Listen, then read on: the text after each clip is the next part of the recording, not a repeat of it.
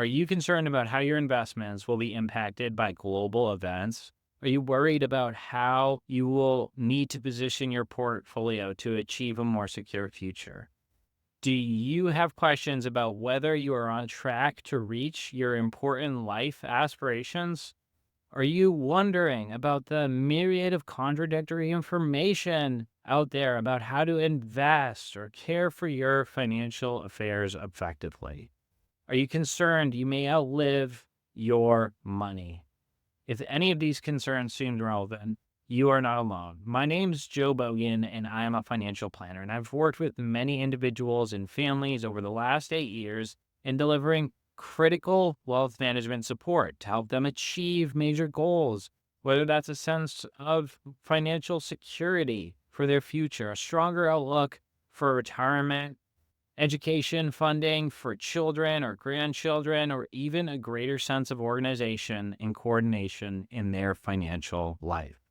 In today's video, we're going to be revealing how most of what you hear in the news or on social media for personal financial information is either wrong or potentially misleading. And be sure to stick around to the end because we'll be revealing 7 key ideas we believe are necessary to position your investments for the best potential to have a secure and bright future. If you're getting information about finances from social media, it's going to be littered with sensationalism and contradictory perspectives rather than getting the hard-hitting information that you're going to need to get from A to B in your financial life. It could be some sales pitch about the magic of index universal life insurance. I'm not saying life insurance is bad, but these types of products are notorious for misleading or outright incorrect sales proposals and practices and may not be best for most people. Or you may be hearing about some magical investment or option trading scheme or some hot crypto investment that will generate some astonishing returns like 1% per day. Or it may be the run-of-the-mill CNBC market noise, urging you to attempt your latest move in your portfolio based on the disaster of the day that's currently in focus with the news, or move money around in some hot stock pick. None of these typical sources of information, we believe, offer the practical and straightforward path to the average American who's looking for solutions and a plan to achieve financial success in their future. So take out your notes. I believe this investment information could be potentially worth thousands or tens of thousands of dollars. I will guide you through what we feel is the 7 most important investment concepts to building and managing your portfolio for a bright future ahead towards things like retirement. So let's start here. In the long run, the only rigorous definition of money is purchasing power. It's not currency. It's not dollars. Currency is just currency. It loses purchasing power every single day. Even if you perfectly preserve the amount of dollars you have under your pillow, if you over your lifetime see your cost of living double, you will have lost half of your money. Equities or stock, which is partial ownership in the great companies in America and around the world, these have been far more effective than other traditional investments like bonds or other fixed income lending instruments at preserving and actually enhancing purchasing power over time. Since 1926, large company stocks in this country have compounded at a rate of about 10% per year. If we compare that to bonds, bonds have annualized about 6% per year. Inflation has been 3%. So if we look at the growth over and above that rate of inflation, and we think about that as kind of like the margin of safety over and above inflation, the growth over that benchmark of inflation has historically been double in stocks compared to bonds. That's the fundamental reason why for an investor over multi-decades in their lifetime, or even a multi-generational investor, I believe that owning companies is preferable on the balance compared to lending in companies or investing in bonds. Now, Why is this? Why do stocks outperform bonds? Well, I believe it's a function of the volatility that equity investors face. Since the end of World War II, large companies have annually declined at an average rate of 15% per year. They've been down more than 15%, but less than 20% 1 in 3 years, and more than 20%, that's considered a bear market, that occurs once every 5 years. But I would say that volatility isn't always exactly the same thing as risk, any more than a temporary decline is the same as a permanent loss.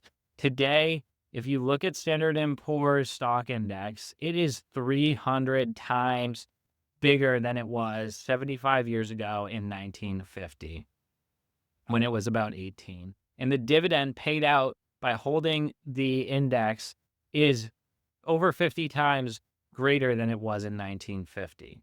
Historically, the declines in this index have been harsh on investors, but it has been temporary. There are no guarantees, but we believe the appreciation in the value of these companies that has grown their revenues and served more customers and really made the world a better place, growing their dividend streams all the while, we feel has been permanent. And we think that's the most rational way to evaluate companies in the market. Said in a few words, the premium returns of the stock market have been a function of the premium declines. And that's the story.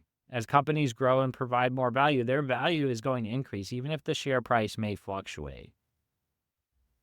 We see historically the most important long-term risk of owning stocks is embedded not in the values of the company suddenly disappearing or even in the global economy suddenly getting hit, but it is in the emotions of the investor and their proclivity as a human being to react to market declines and have experienced fear that a temporary decline or a big market upset is actually the onset of some great apocalypse.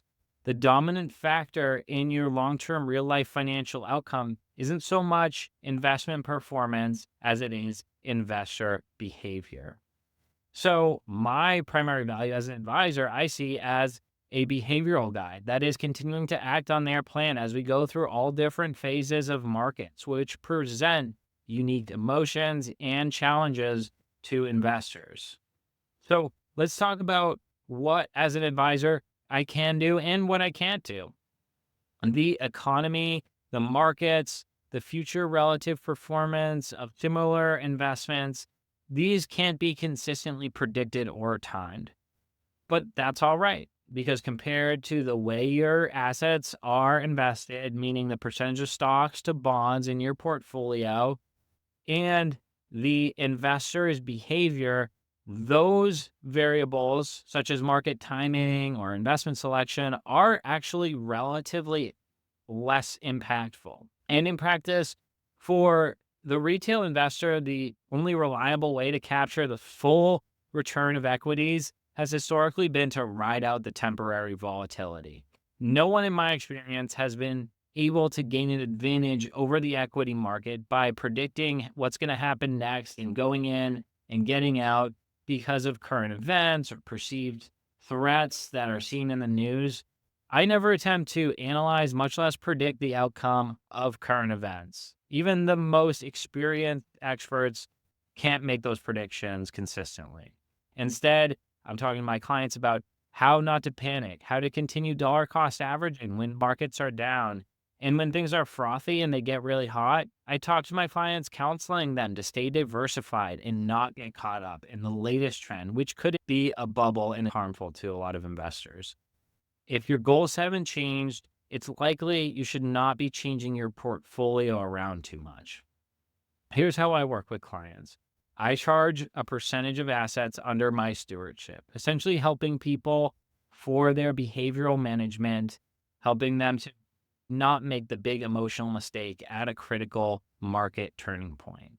And if it helps you clarify the point, assume that I'm basically throwing in a retirement income plan, ongoing tax planning guidance on their retirement saving and distribution plans, portfolio design, investment selection, monitoring, reporting, and most, if not all, ongoing client services. Some of the tax planning opportunities or employee benefit planning opportunities and retirement income strategies have been shown to have potential impact to clients, potentially even six figures or more if they have over $1 million of retirement assets. But every situation is unique. And the bottom line is that if you are not convinced that working with an advisor and getting that behavioral advice against panic in falling markets and against euphoria to chase the hottest stocks or sectors during market manias is going to be multiples worth of value than the cost of about 1% per year,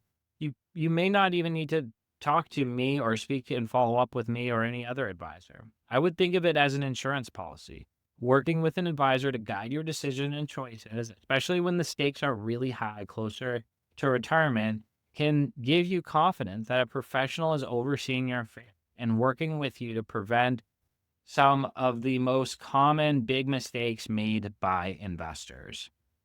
I believe that the uncertainty in the markets and indeed in the world is the only certainty. We don't seem to move from periods of uncertainty to periods of certainty. Rather, we're just going to go from one crisis to the next in this world. Thus, counseling rationality under this uncertainty, which means using history as a guide to the long-term future, I believe is the most sensible approach, and that's how I work with clients. One quote that demonstrates this was by Harry Truman. He said, "The only thing new in this world is the history that you do not know." And the other quote by Sir John Templeton, the legendary investor, said, "Among the four most dangerous words in investing is this time it is different." And so that's a little bit about me, the principles that I practice and how I work with clients, the things I can do and the things I can't do. If you like what you hear and you want to learn more about our process and how it might help you achieve your goals, I'm a financial planner. I would invite you to schedule a completely free strategy session to discuss your current situation and goals.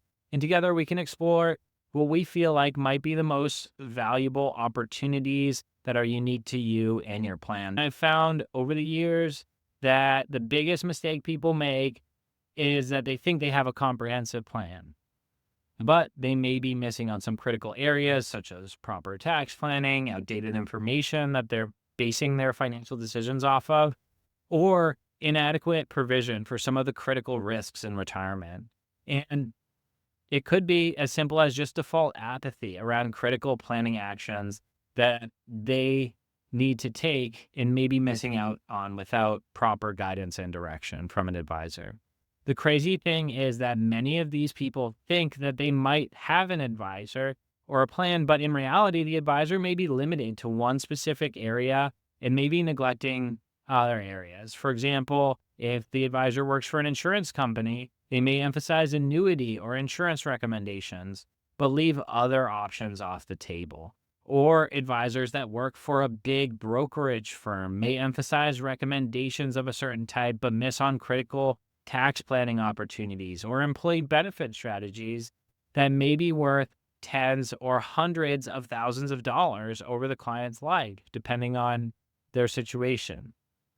During a free strategy call, what we do is we spend 20 to 30 minutes understanding you. I'll run through some basic diagnostics and share with you how we work with clients and really try and understand if there is any low-hanging fruit or important action that you should be considering at this point in your life.